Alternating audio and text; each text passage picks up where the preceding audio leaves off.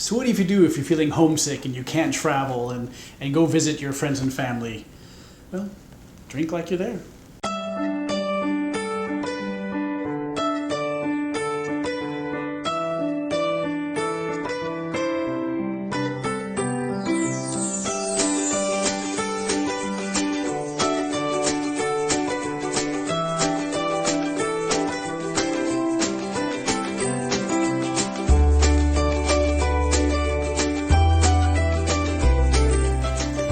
So welcome to this week's episode.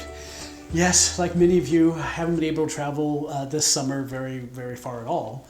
And I had a trip planned to go back to California, and I was all excited to see my family and my friends, and that didn't happen in May, and it's not going to happen in June, and now I'm not sure when it's going to happen.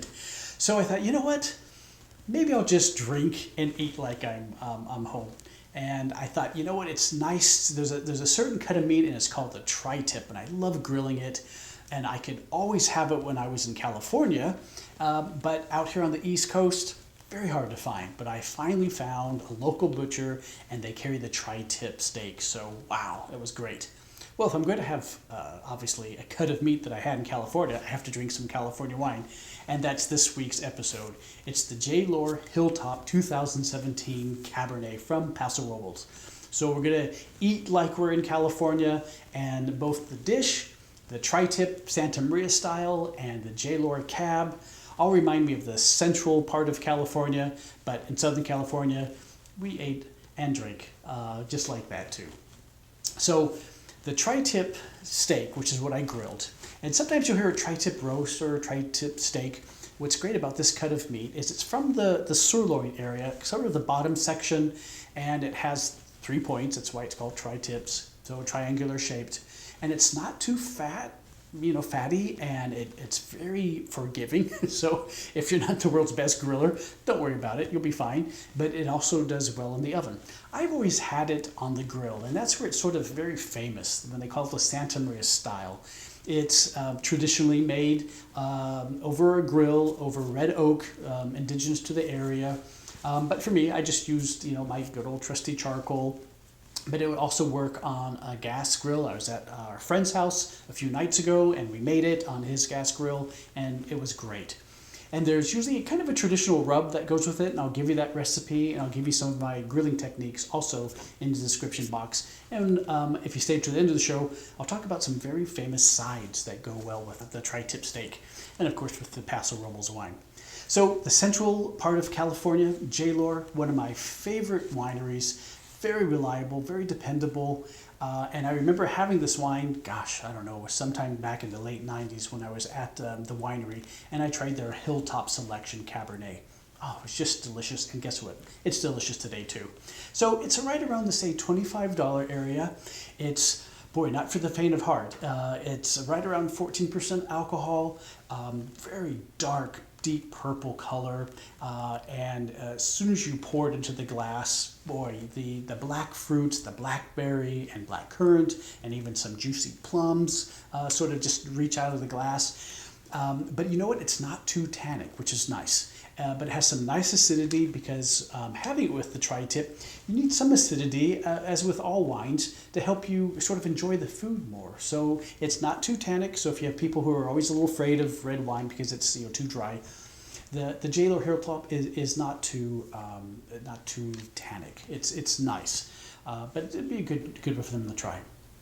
So that wine with the tri-tip steak, wow, just sort of brought back lots of memories of the having Santa Maria style barbecue out here on the East Coast.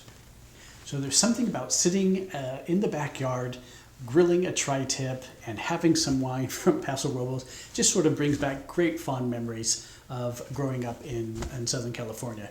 And you know what? There's something that's nice about wine. It does help us enjoy those memories, or the first time we had a wine. And there may be some of you who had a glass of wine when you were on a vacation. And I've always had people say like, oh, this was the best Italian white, and it was on the Italian Riviera, or this great French wine, and we were in Paris. Of course it was great. A lot of it has to do with the great memories you associate with that wine. The wine may not be as great when you get back home, and that sometimes has been the case. but it's a great way to sort of connect your memories with all your sensory, when you're just enjoying the wine and enjoying the food and you're with some family and friends. So you're probably wondering, like, well, if I make the tri-tip steak, Trent, what should I have with it? What sort of traditional? Well, some of the very traditional accompaniments are mashed potatoes, believe it or not, and maybe even more traditional are pinto beans. So if you could find a recipe for pinto beans, usually with some sort of bell pepper in it, that's also sort of traditional to have with it. And believe it or not, sourdough bread. A lot of people, and it is very good. You will take the sliced tri-tip, and by the way, the technique, and I'm going to put a link into some YouTube videos that I saw that do a very nice job of describing how to slice the tri-tip. Because like I said, it's very forgiving when you grill it. So sear it on the hot side, move it to the cool side to finish its cooking, its roasting.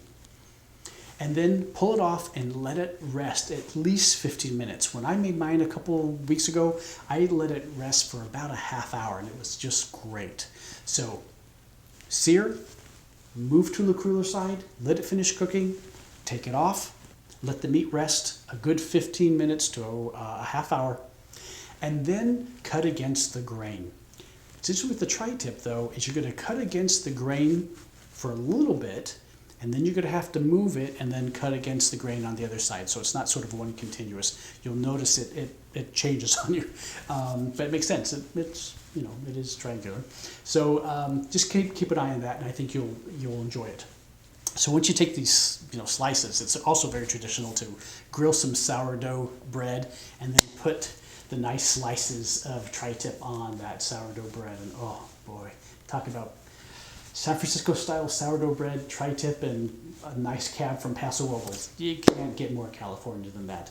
So there's a little way to help me not miss being home with our family and friends and enjoy it out here with our friends out here on the East Coast. So if you're in the same boat I am and you can't travel, like I said, drink and eat like you're there. Well, I hope you've enjoyed this week's episode where we looked at some great grilling ideas, the tri-tip steak, and also a wonderful Paso Robles cab from J. Lohr. And you know what? If you can't find the Hilltop, don't worry about it. They make some great wines. And you can find their Seven Oaks usually at your local grocery store.